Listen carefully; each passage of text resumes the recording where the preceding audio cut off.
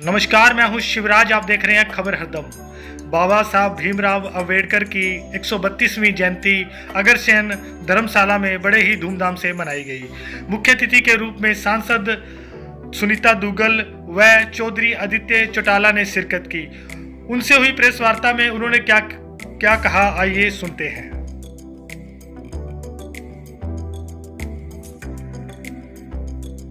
Human protection जो संस्था है उसकी तरफ से आज बाबा साहब भीमराव अंबेडकर जी की 132वीं जयंती जो है मनाने का यहाँ पर आयोजन किया गया है, जिसमें मुझे मुख्य अतिथि के तौर पर आने का सौभाग्य प्राप्त हुआ।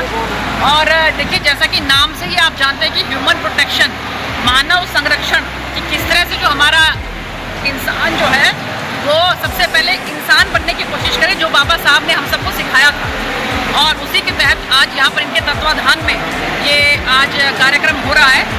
और इससे पहले मेरा कार्यक्रम जो है फतेहाबाद में भी था। बाबा साहब भीमराव अंबेडकर की जयंती जो है वहाँ पे रविदास जो संस्था है उन्होंने आयोजन इसका किया हुआ था। और उसके बाद मेरा एलनाबाद में आना हुआ है। तो मैं आप सबके माध्यम से बाबा साहब भीमराव अंबेडकर जी की जयंती की समस्त देशवासियों को बहुत बहुत शुभकामनाएं देती हूँ। और इसके साथ साथ बैसाखी की भी बहुत बहुत शुभकामनाएं देती हूँ। और मुझे लगता है कि हम सबको बाबा साहब ने दिखाए रास्ते पर चलना चाहिए। अगर संविधान में किसी ने दलित, शोषित, वंचित, महिलाएं, मजदूर, किसान सबके बारे में अगर किसी ने सोचा है तो बाबा साहब भीमराव अंबेडकर ने सोचा है। तो एक बार फिर से आप सबके माध्यम से बाबा साहब भीमराव अंबेडकर की 132वीं जयंती पर सबको बहुत बहुत शुभकामनाएं। मैडम, जिस तरह से स्कूलों के अभी एडमिशन चल रहे हैं तो बुक सेट जो है वो काफ़ी महंगे हैं। मतलब अगर थर्ड की बात करें तो 2600 से लेके 4600 रुपये तक का एक बुक सेट मिल रहा है, और वो अगले साल भी काम नहीं आ रहा है, बच्चों के मतलब यूजलेस हो जा रहा है। तो इसके बारे में आप क्या कहेंगे इस आवाज़ में? इसके बारे में जो हमारे शिक्षा मंत्री जी हैं उनसे बातचीत करके कोई ना कोई समाधान निकाला जाएगा। उनसे बात करूंगी मैं इसके बारे में। मैडम, क्षेत्र में ओलावृष्टि हुई है, किसान परेशान है, और एक बात को लेकर असमंजस में है किसान की जो मुआवजा की बात है। एक बार कहा जा रहा है कि 15,000 रुपये दिए जाएंगे, और उसके बाद जो किसान को कोई बात क्लियर है। उसके बारे में आप क्या कहना चाहेंगे? मुआवजा कैसे? देखिए, ऐसा इसके बारे में अगर मैं आपको बताऊं कि जैसे ही ये ओलावृष्टि और ये बारिश बहुत ज़्यादा हुई थी तो उसके मतलब आप ये समझिए कि 2 दिन के अंदर अंदर मैंने माननीय मुख्यमंत्री जी को, शायद मैं पूरे हरियाणा में सबसे पहली ऐसी सांसद थी कि जिन्होंने उनको ये कहा था कि इसकी स्पेशल गिरदावरी करवाई जाए। और उसी समय माननीय मुख्यमंत्री जी ने मुझे विश्वास दिलाया था कि किसी भी कीमत पर हम किसान भाइयों को परेशान नहीं होने देंगे और स्पेशल गिरदावरी करवाएंगे। और उसके बाद जो हमारे जो कृषि मंत्री हैं दलाल साहब, उन्होंने भी इसके बारे में जो है वो सभी किसान भाइयों को हिम्मत बंधाई और उनको कहा कि आप बिल्कुल निश्चिंत रहें, बिल्कुल चिंता ना करें। जैसे आपने देखा होगा जो कट का मामला है उसमें भी माननीय मुख्यमंत्री जी ने कहा है कि जो केंद्र जो है वो कट लगा रहा है, तो उसमें उसका भी जो है वो हमारी हरियाणा सरकार उसका भी ध्यान रखेगी। तो मुझे लगता है कि हमारा जो हरियाणा का किसान है उसको चिंता करने की ज़रूरत नहीं है। माननीय मुख्यमंत्री जी पूरा ध्यान रख रहे हैं। मैडम, जो सिरसा से एलनाबाद तक की जो रेल है इसका बजट कब तक पास हो जाएगा? देखिए, अभी फिलहाल में जो पैसेंजर ट्रेन है जो आपके जयपुर से लोहारू तक चलती थी सिर्फ, और उसके बाद जो है वो वहीं पर रुक जाती थी, तो उसका हमने आग्रह करके एक्सटेंशन करवाया है। अब वो लोहारू से आगे सादुलपुर, सादुलपुर से आगे एलनाबाद, डबवाली से लेकर भटिंडा तक जाएगी। तो हमें कम से कम एलनाबाद में जयपुर तक की एक हमें पैसेंजर ट्रेन मिल गई है। और ये जो श्रीधाम की बात करते हैं उसके लिए भी मेरी पुरजोर कोशिश है। माननीय रेल मंत्री जी से मैं बात करती रहती हूँ, और अब फिर मैं जल्दी से उनसे बात करके इसका कोई ना कोई इसका भी सोल्यूशन निकाल देती हूँ। मैडम, मेरा अंतिम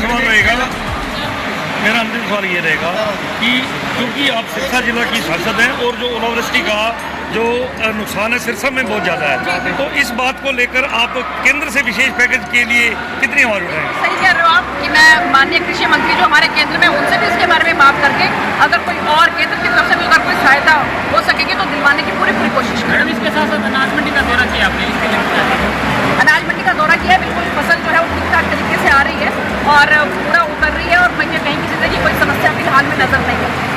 में एलनाबाद से जो व्यापारी की सरकारी बस की सुविधा की मांग है, एलनाबाद के तमाम जो व्यापारी लोग हैं या कोई भी नागरिक है उनको बार बार ज्ञापन किए जा सकते हैं, लेकिन अभी तक एलनाबाद से व्यापारी का नेतृत्व सबमिट कर सकता है, लेकिन वहाँ पर प्राइवेट बसों की नहीं कर रहे हैं, सरकारी बस आज भी नहीं लगी है। मैं उसके बारे में जेएम साहब से बात करूँ।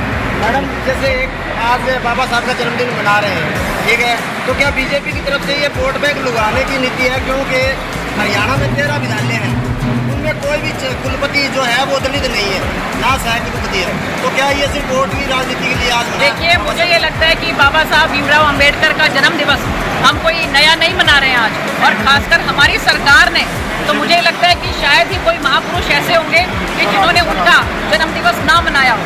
तो ऐसे उसमें ये बात कह देना कि वोट की राजनीति है, तो ये तो बिल्कुल गलत है। चाहे हम रविदास जी की जयंती की बात करें, बल्कि पहली बार हमारे 23 तारीख को धनौरी गांव के अंदर गन्ना भगत जो है उनकी जयंती भी हम लोग मना रहे हैं, पहली बार मना रहे हैं। तो आप ये ना कहें कि ये वोट की राजनीति हो रही है। महापुरुषों की जयंती जो है वो हमारी सरकार ने ही सरकारी तौर पर मनाने की जो है मुहिम चलाई। 13 विधालयों में एक भी कोई दलित उत्पत्ति नहीं है, ये भी तो एक सोचने वाली बात है। उसके बारे में माननीय मुख्यमंत्री जी के संज्ञान में बात लाई हुई है, जरूर इसका समाधान करेंगे। अच्छा, पहुँच गए क्या? आप सब साथियों को बहुत बधाई। पहली बार इलाहाबाद आए मेहरबानी जी। बनने के बाद पहली बार आया हूँ, और मैं सारे जो मेरे ज़िले की है और हरियाणा की मंडियों का, क्योंकि अब सीज़न है प्रोक्योरमेंट का, तो सारी मंडियों में जाऊँगा। किसान और व्यापारी उन सबसे मिलेंगे, उनकी जो भी समस्याएं हैं उनको हल करेंगे। चौधरी साहब जी, आप मार्केटिंग बोर्ड के नए चेयरमैन बने, और जो आड़तियों में एक ऐसा विरोध है कि जो लस्टर्स लॉस को लेकर ऐसा कोई है, जो आड़तियों के ऊपर एक उनके कमीशन को रिडक्शन लगाई जा रही है, उसके ऊपर क्या कहना चाहिए? उसमें माननीय मुख्यमंत्री जी ने केंद्रीय पूल से केंद्रीय मंत्री जी को भी हमने चिट्ठी भेजी है, और बहुत ही जल्द उसमें फैसला हो जाएगा। वर्बली बातचीत चल रही है हमारी, और ये हर 1-2 साल में ऐसी दिक्कत आती है जब बरसात होने के कारण हमारी फसल खराब होती है, तो उसमें लॉस होता है। लेकिन पहले भी केंद्रीय पूल और केंद्र सरकार उसमें रियायत देती रही है, इस दफ़ा भी रियायत मिलेगी हमें।